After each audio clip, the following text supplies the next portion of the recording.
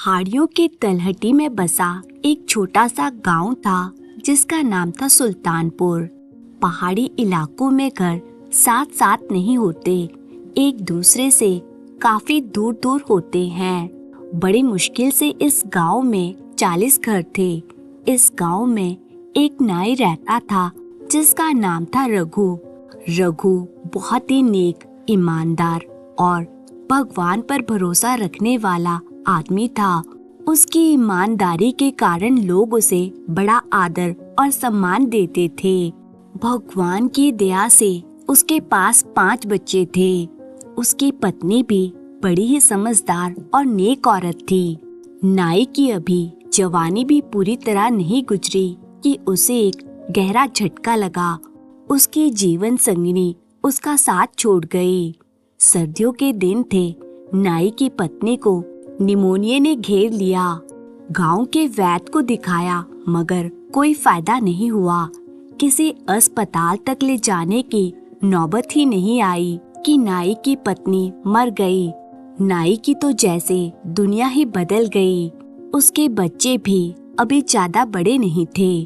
3 बेटे और 2 बेटियों में बड़ी बेटी 12 साल की ही थी। नाई अब घर के काम भी करता और बाहर भी रोजी रोटी कमाने जाता। गांव के लोगों ने उसे सलाह दी कि वह दूसरी शादी कर ले, मगर नाई ने साफ इनकार कर दिया। नाई बहुत ही हाथ पांव मारता मगर इतना ही कमा पाता कि उसे बस 2 वक्त की रोटी मिल सके। गांव वालों ने कुछ तो मदद की मगर वे कब तक करते। वैसे भी खुद मेहनत किए बगैर कुछ हासिल हो भी नहीं सकता। नाई ने सोचा कि इस गांव में तो थोड़े ही घर हैं। हर रोज कोई बाल या दाढ़ी करवाने भी नहीं आता, इसलिए क्यों ना दूसरे गांव में किस्मत आजमाई जाए। अब दूसरा गांव पहाड़ी के नीचे था जो नाई के गांव से 6 मील की दूरी पर था। उस समय दूसरे गांव जाने के लिए बैलगाड़ी का इस्तेमाल किया जाता था, मगर उस समय नाई के गांव में भी किसी के पास बैलगाड़ी नहीं थी। वैसे भी पहाड़ी इलाका था, वाहनों का चलना भी कठिन होता था। नाई सुबह उठता, जरूरी काम करता, बच्चों को खाना बनाकर खिलाता, खाता और बच्चों को घर में बंद रहने की सलाह देता। आसपास के 2-4 घरों में भी कह देता कि बच्चों का थोड़ा ध्यान रखना। नाई मुंह अंधेरे अपने सामान का थैला लेकर जंगल के बीच से होकर दूसरे गांव की ओर चल पड़ता। पहाड़ियों से नीचे उतरने के बाद उसे एक छोटी कम बहाव वाली नदी को पार करना पड़ता था और फिर 2 मील जंगल का रास्ता तय करने के बाद ही दूसरे गांव पहुंचता था। दूसरे गांव में जाकर काम करने से उसकी माली हालत में काफी सुधार आ गया। बस मुश्किल थी तो आने जाने की, मगर नाई अब इसका आदी हो चुका था। दूसरे गांव में काम करते हुए नाई को अब 5 महीने गुजर चुके थे। एक दिन नाई दूसरे गांव से वापस अपने गांव आ रहा था। नदी पार करने के बाद नाई ने अपने गांव की राह पकड़ी तो उसकी नजर एक पेड़ पर पड़ी, जिसे देखकर वह हैरान रह गया। पेड़ की डाल पर बैठी एक खूबसूरत नौजवान औरत नाई को बड़े प्यार से देख रही थी। नाई डर गया। वे जल्दी जल्दी आगे बढ़ने लगा तो पीछे से बड़ी ही संजीदगी भरी आवाज आई, रघु रुक जाओ। नाई ना चाहते हुए भी रुक गया। औरत फुर्ती से कूदकर नीचे उतरी और नाई के पास पहुंची। नाई बोला, कौन हो तुम और क्या चाहती हो? वे औरत कहने लगी, मेरा नाम शीला है, मैं फूलनगर में रहती हूँ। नाई अपने दिमाग पर जोर देकर सोचने लगा कि फूलनगर नाम का गांव तो आसपास है ही नहीं। यहाँ के आसपास के गांव को तो मैं भली भांति जानता हूँ। वह औरत मुस्कुराकर बोली, गांव तो यही है, बस तुम्हें पता नहीं है। नाई बोला, तो मैं क्या करूं? औरत बोली, रघु मैं तुम्हें हर रोज यहाँ से जाते हुए देखती हूँ। आज बात करने को दिल चाहा तो चली आई। नाई बोला, घर में मेरे बच्चे मेरी राह देख रहे हैं, मुझे जल्दी जाना है, मेरे पास अब बात करने का समय नहीं है। नाई इतना कहकर आगे चलने लगा। वह घर गया और खाना बनाकर बच्चों को खिला पिलाकर सो गया। उसने इस औरत वाली घटना के बारे में ज्यादा नहीं सोचा। अगले 2-3 दिन तक नाई को वह औरत नहीं मिली, क्योंकि दिन अब जल्दी जल्दी ढलने लगा था। नाई अब अपने साथ एक छोटी सी लालटेन रखने लगा था। 5वें रोज फिर वह औरत नाई को उसी जगह पर मिली। आज नाई को वह औरत लालटेन की रोशनी में डरावनी सी दिख रही थी। एक लम्हे को तो नाई डर गया और बोला, मेरा रास्ता छोड़ दो, मुझे घर जल्दी पहुंचना है। आज तुम्हें मुझसे क्या बात करनी है? तुम इस समय घर से निकल आती हो, क्या तुम्हें घर वाले रोकते टोकते नहीं हैं? औरत बोली, मुझे कौन रोक टोक सकता है? नाई ने कहा, तो फिर तुम्हारे घर वाले लापरवाह हैं। औरत बोली, रघु, मुझे कोई रोक टोक ही नहीं सकता। मैं तुम्हें दिल से पसंद करती हूँ। मैं तुम्हें पिछले 2 महीनों से यहाँ से गुजरते हुए देख रही हूँ। जब मैंने तुम्हें पहली बार यहाँ से गुजरते हुए देखा था तो देखती ही रह गई थी। नाई ने कहा, मेरे 5 बच्चे हैं, मेरे पास इन सब बातों के लिए बिल्कुल समय नहीं है। औरत बोली, रघु, तुम कुछ ना कहो, मैं तुम्हारे बारे में सब जानती हूँ। क्या तुम मुझसे विवाह करोगे? उसकी इस बात पर नाई हक्का बक्का रह गया। नाई बोला, मैं तुम्हें जानता तक नहीं, विवाह की बात तो बहुत दूर की है।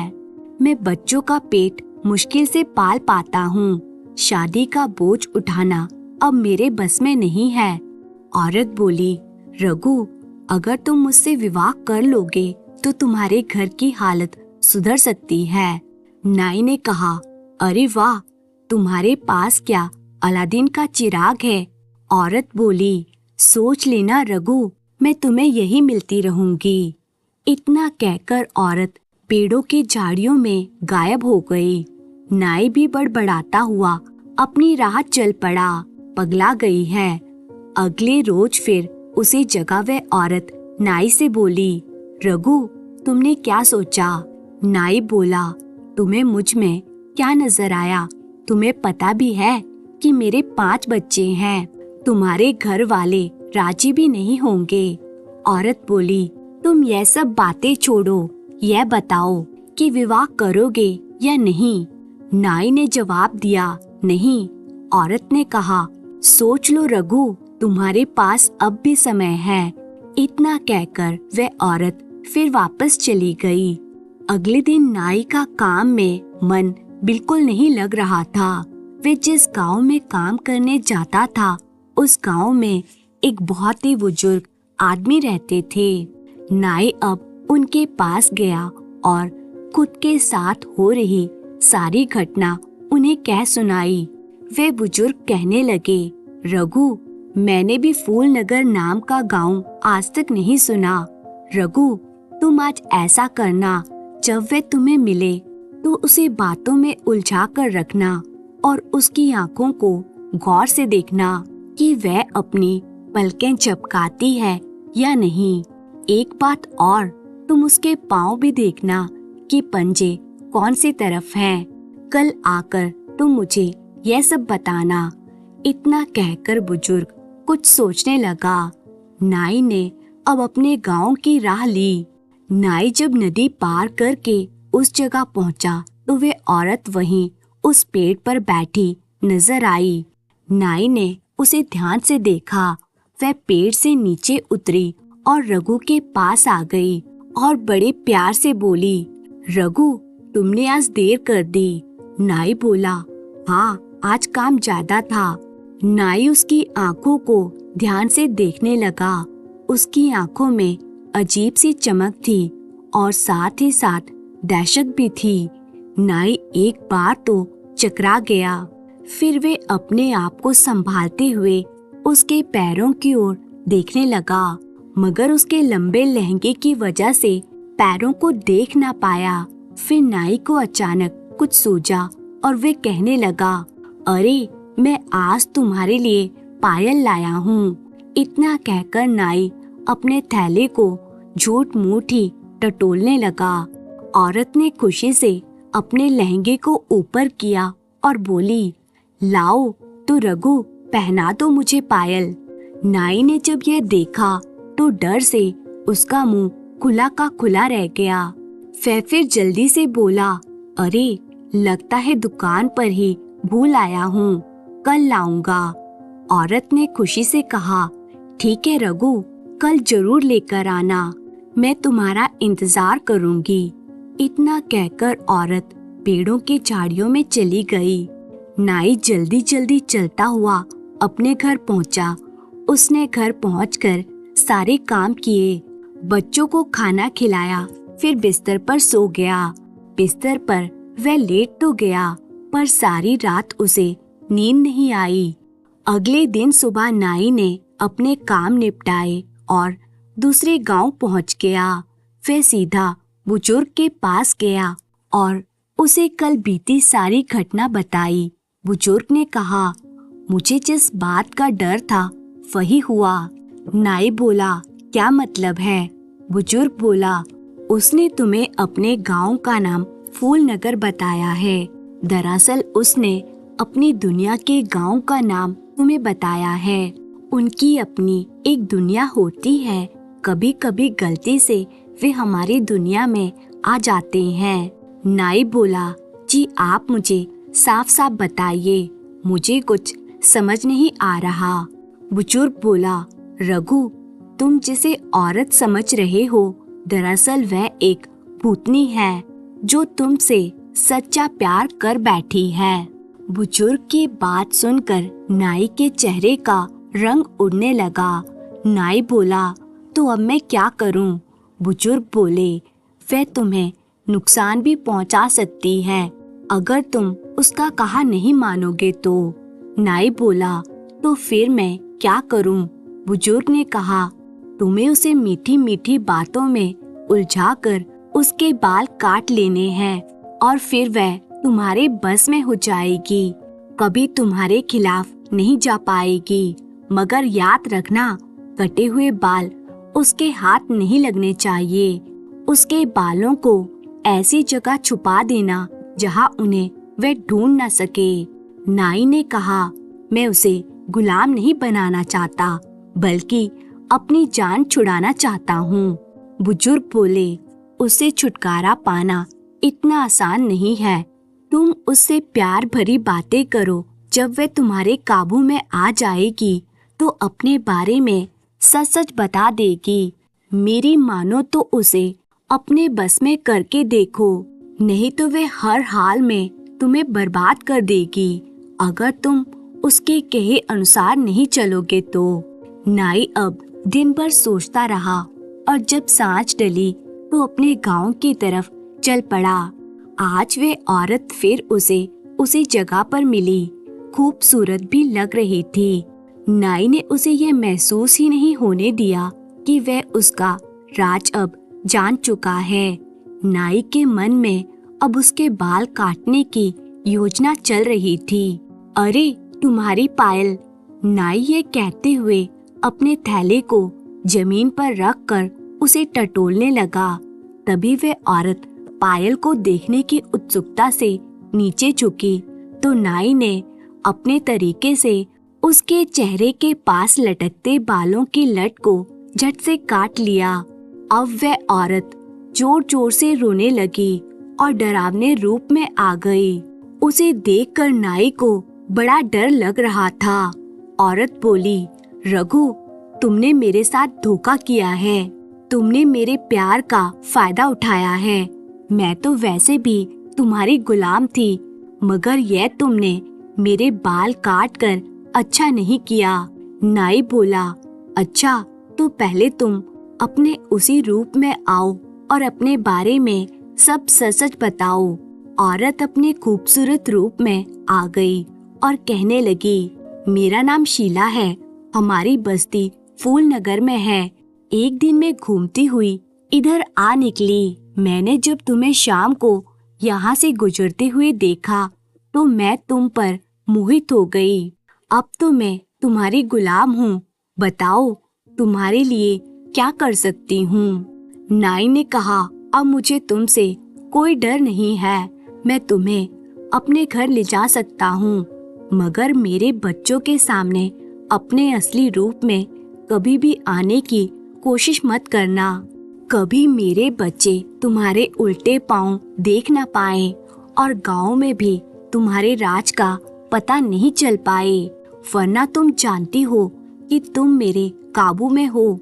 शीला बोली, हाँ मैं जानती हूँ। अगर तुम मेरे बाल भी ना काटते तो भी मैं तुम्हारा हर कहना पूरा करती। मुझे तुम्हारी हर बात मंजूर है। मैं तुम्हारे साथ चलने में खुश हूँ। नाई ने कहा, मेरा तुम्हारा कोई रिश्ता नहीं है। मेरे बारे में कोई गलत ख्याल भी मत लाना। शीला ने कहा, जो हुक्म। रघु नाई बोला, चलो मेरे साथ। फिर नाई के साथ साथ चलने लगी। घर पहुँचे तो उसकी बेटी ने पूछा, बापू ये कौन है?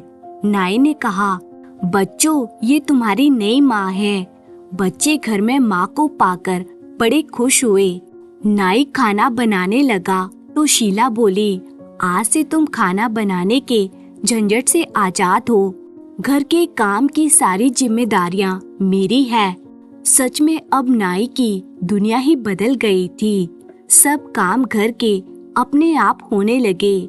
नाई ने अपने बच्चों को सख्ती से कहा था कि माँ के बारे में बाहर किसी को नहीं बताना। बच्चे अब घर से बाहर खेलने जाते तो लोग यह देखकर अचंभे में पड़ जाते कि अब नाई के बच्चे नए धुले साफ सुथरे कपड़े पहने हुए रहने लगे हैं। घर भी हमेशा साफ सुथरा रहने लगा है। असल में शीला दूसरों को दिखाई नहीं देती थी। कभी कभी शीला को नाई द्वारा काटे बालों का बड़ा अफसोस होता था, क्योंकि अब वह अपनों से नहीं मिल सकती थी, अपनी दुनिया में नहीं जा सकती थी। नाई ने वे बाल हंडिया में डालकर घर की एक दीवार के पास दबा दिए थे। समय बीतता गया, बच्चे बड़े होने लगे तो लोगों ने बच्चों से पूछना शुरू कर दिया कि तुम्हें तैयार कौन करता है और कौन तुम्हारे घर का सारा काम करता है। बच्चों ने कह दिया कि हमारी माँ हमें तैयार करती है। यह सुनकर लोगों को बड़ा अचंभा हुआ कि यह कैसे हो सकता है, क्योंकि इनकी माँ को मरे तो सालों बीत गए हैं। फिर एक दिन सांझ को पड़ोस की एक औरत चुपके से नाई के घर में ताक झाक करने लगी। बस शीला से उसी दिन भूल हो गई कि वह उस पड़ोसन को उल्टे पांव सब्जी काटती हुई नजर आ गई। पड़ोसन तो वहीं बेहोश हो गई। होश आया तो घर जाकर उसने अपने पति को सारी बात बताई। उसका पति कहने लगा, अब ये बात दोबारा अपने मुंह पर मत लाना। अगर ये बात झूठी निकली तो कोई गांव में हमारी बात पर यकीन नहीं करेगा। पड़ोसन बोली, मैं भगवान की कसम खाकर कहती हूँ, मैं झूठ नहीं बोल रही हूँ। फिर कई दिनों तक पड़ोसन और उसका पति नाई के घर में ताक झाक करने लगे। तो एक दिन उस पड़ोसन के पति ने भी उस औरत को देख लिया। फिर यह बात पूरे गांव में फैल गई। सब नाई के घर को भूतनी का घर कहने लगे। नाई का घर अब भूतनी के घर के नाम से मशहूर हो गया था। उड़ते उड़ते ये बात नाई के कानों में भी पहुंच गई तो नाई बड़ा घबराया और घर जाकर शीला से बोला, मेरे बारे में लोग तरह तरह की बातें कर रहे हैं। मैंने तुम्हें कहा था कि किसी के सामने अपने आप को जाहिर मत होने देना। शीला बोली, मैंने ये जानबूझकर नहीं किया। मैंने कई साल तुम्हारे यहाँ तुम्हारे घर और बच्चों की देखभाल की है। अब तुम मुझे आजाद कर दो। मगर नाई अब उसका आदी हो चुका था। हर काम तैयार मिले तो कौन पागल उसे आजाद करे। नाई ने इनकार कर दिया। कुछ दिनों बाद नाई का सबसे छोटा लड़का उसी दीवार के पास जहां नाई ने शीला के बाल हंडिया में डालकर छिपाए थे, खेल खेल में वहां से मिट्टी खोदने लगा। मिट्टी खोदते खोदते काफी देर हो गई तो शीला उस लड़के के पास उसे कुछ खाने के लिए देने को आई तो उसकी नजर उस हंडिया पर पड़ी। लड़का भी बोला, देखो माँ, इस हंडिया में क्या है, मैं कब से इसे बाहर निकालने की कोशिश कर रहा हूँ। शीला ने हंडिया को बाहर निकाला तो अपने कटे बालों को उसके भीतर पाया।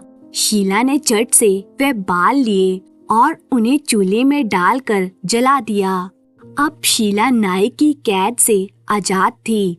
नाई अब शाम को घर आया तो शीला बोली, रघु, मुझे अब यहाँ से जाना है। मुझे अपनों की याद आ रही है और तुम्हारे बच्चे भी अब बड़े हो गए हैं।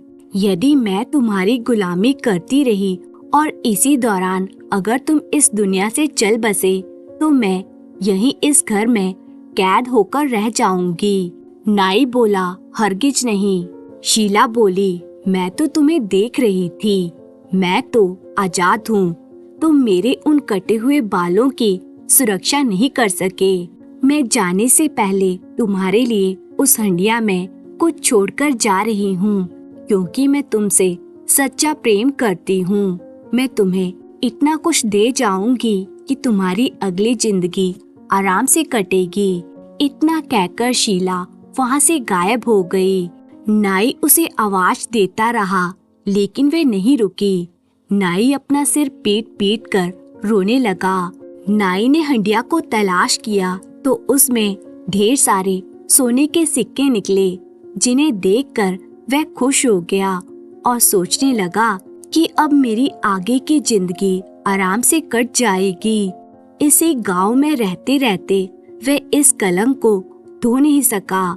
लाख कोशिश की सफाई देने की, मगर लोग फिर भी उसके घर को भूतनी का घर ही कहने लगे थे।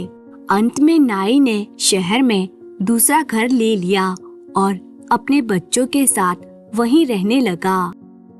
उम्मीद है दोस्तों आपको ये कहानी पसंद आई होगी।